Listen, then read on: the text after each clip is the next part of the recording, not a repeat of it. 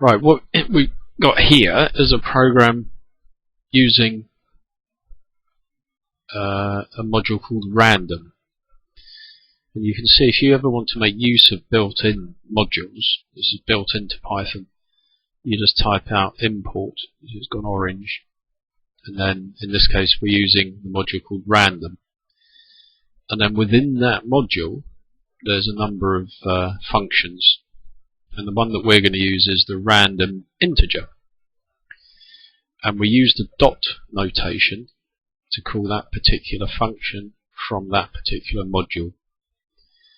You may have seen this in a database when you have the name of the table dot the name of the field.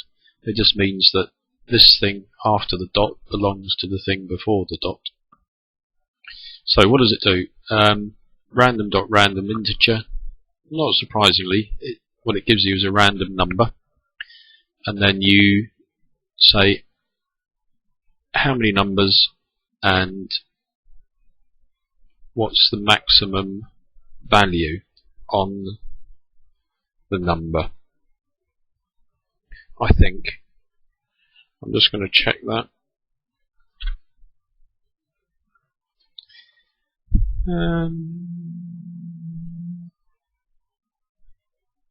Because there's another one called a random dot range.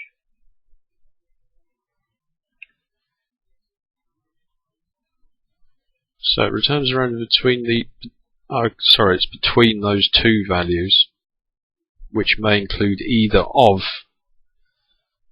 the argument values. So the argument, the bit that we're passing to it, is 1 and 6.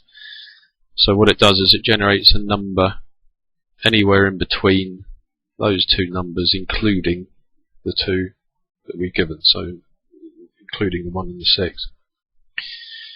So as we've got two dice that we're simulating here, the throw of a couple of dice, then we've got to have two variables, die 1, die 2, and then we want the total to be adding up those two.